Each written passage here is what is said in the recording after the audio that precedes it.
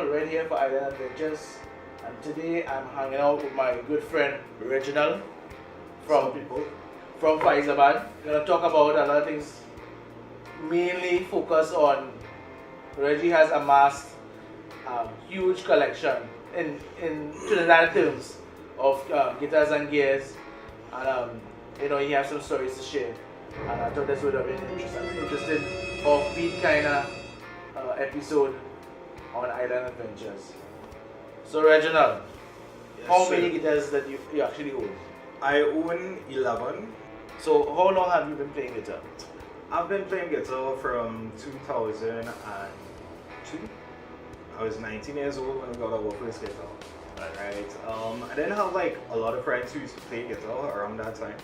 Right. So what I would have done, Reginald, my younger brother, we shared guitars.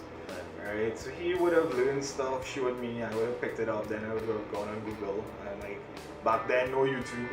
So like, just go on Google, download chords, download like, chord progressions and stuff like that, and learn the fingering for the songs or the chords. Right. And eventually just picked it up from there. So since 2003, that's about 14 years now. And I love to play guitars, I love to collect guitars, and that's what I do. So you're more of a collector than an actual player. I'm more of a collector. That's what you actually say. I search, I search for something. I don't know exactly what I'm searching. I mean, you have your own band, Requiem, correct? As far as I understand. I don't play guitars for the band. Right. I'm a vocalist. Right. Which is kind of weird, right? It is really weird. Collecting guitars, you're playing at home, but you're not actually on stage. Right? Let's talk about these guitars. Why would somebody acquire so many guitars? That's the thing. Well, it all started back in the day when we had to share a guitar. And I always wanted one that was solely mine. Right. And then my parents bought me this guitar. It's a Fender T-Buckets C50 CE. Right? It was a semi-acoustic Fender guitar. I'm a huge fan of Fenders. Right? I love Fender guitars. Tone, genre appropriate for like my influences in music. And after getting that one guitar, I said, well, I think I need an electric guitar. Right. So I saved some money and I was able to acquire Strat. Right. And the Strats, as everybody knows, single coils. And I was thinking like, maybe I need something with humbuckers. A humbucker action. I needed a little humbucker action. Right. So I got a little more hotter sauce. The G.A.S Master. Right. Which has a P90 in it as well, right? P90 in the front. Right. Perfect for those big rock bands. But let me get to the. I mean, you need all these guitars. I mean, you need all these guitars. Why? One might think so. Why does he? I mean, is this you searching for something specific? Are you looking for like that specific tone every time you pick up a guitar? It's like, because I mean, you do write some music, right? I mean, yeah, I do. For your band. I mean, you have somebody.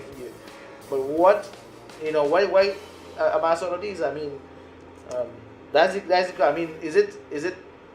As we heard a lot of people say, we have this new syndrome they call gas. No, I'm not talking about gasoline. I'm not talking about anything like cooking gas. We're talking about gear acquisition syndrome. Yes. Right. And I don't want to put my Reggie on the scene here, Reginald on the scene. Well, right. But put him on the spot. But I mean, can you play all these guitars at the same time? I mean, is it possible? You're not an octopus, are you?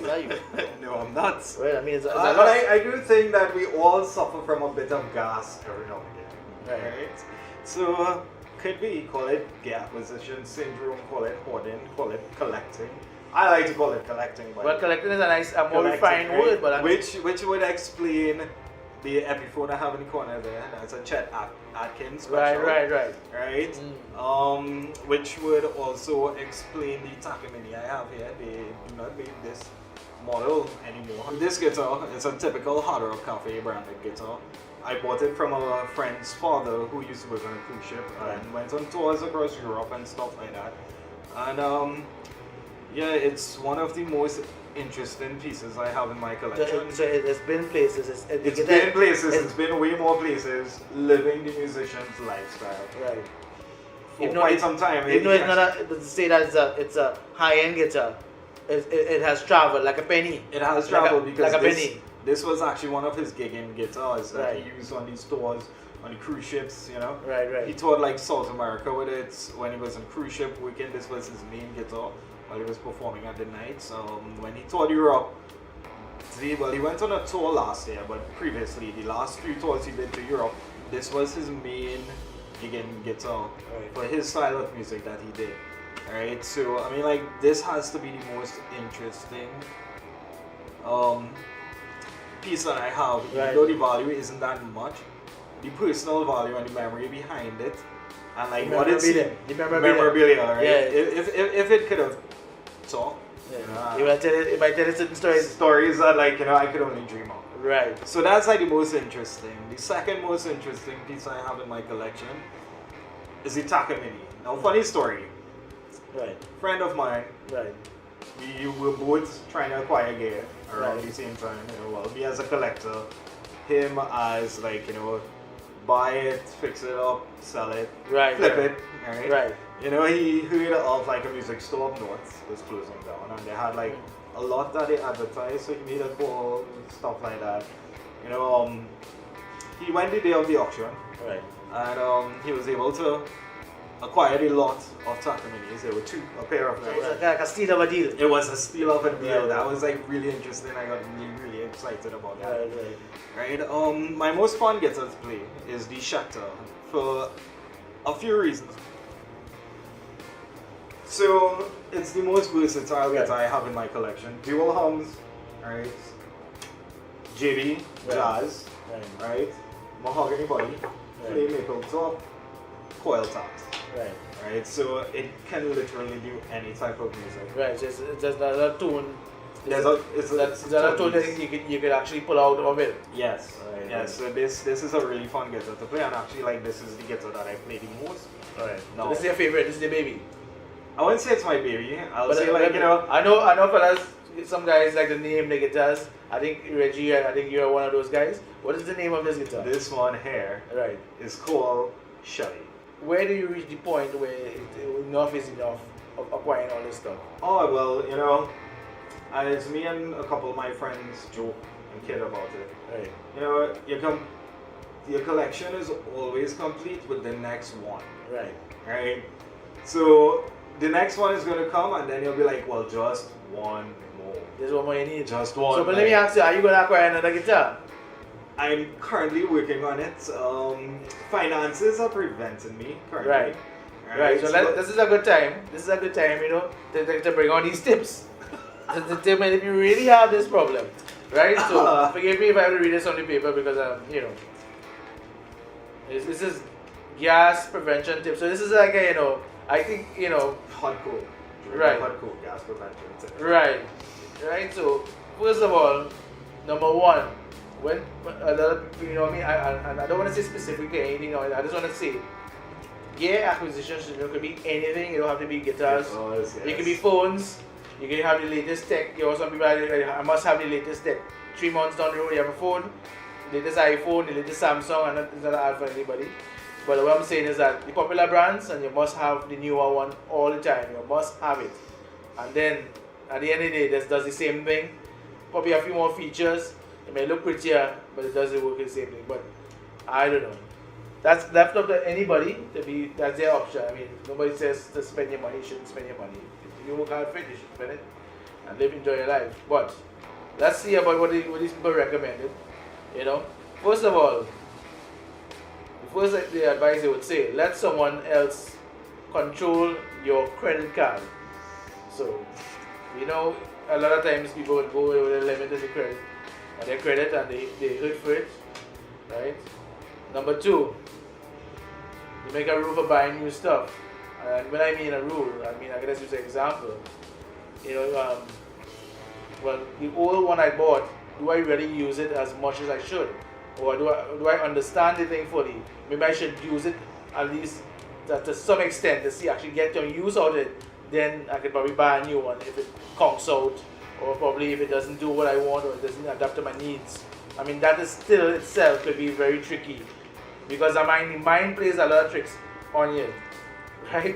So, another thing, when you're buying that piece of gear, or anything, you always like to, some people like myself, probably Reggie as well, guilty of doing that, you will go and look at a lot of reviews, night and day, review, until you make up your mind, hey, this is what I really want. And sometimes it's a good idea, before you actually buy another piece of equipment or buy another something, revisit those reviews and see, hey, you might be missing something. Something you may be looking for something it has that you think it didn't have, but it already had it already. And now you're using that as an excuse to say, I'm going to need another one. I really do need it. Right? Again, you can see it's the effects on Reggie here. Right? Now, another thing, especially this will go for tech stuff. Adaptability over time, I would say. You buy something new, you know, you haven't learned as much as you can use it. You haven't been comfortable using it yet, and after a couple of months, you're very adept in using the product. You know everything about it, so it becomes not much of a challenge to you, that kind of thing. So you have to look at it that way. Is it your adaptability to use the thing, and that's why you need to search for another one, because hey, I'm bored with this now. I can use this.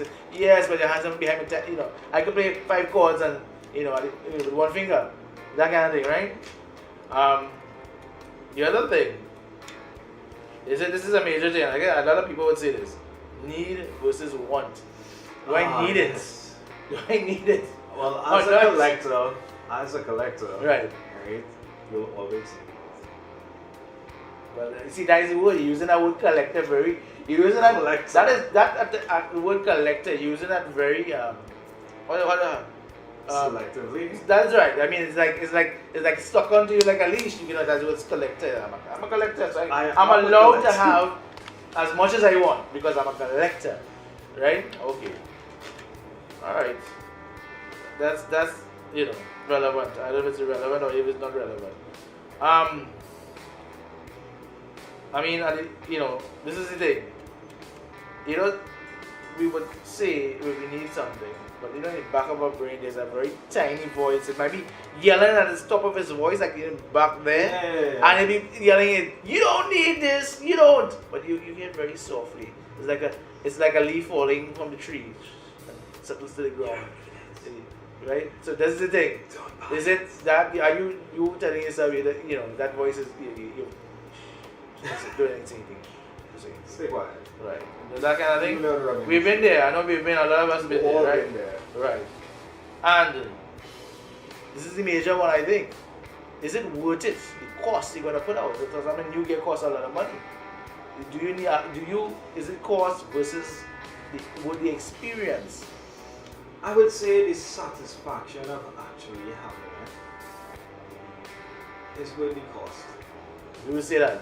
I would say that. No. I would say that the satisfaction of actually knowing that it's yours, it's there. Right. Well, I mean, not everybody can afford.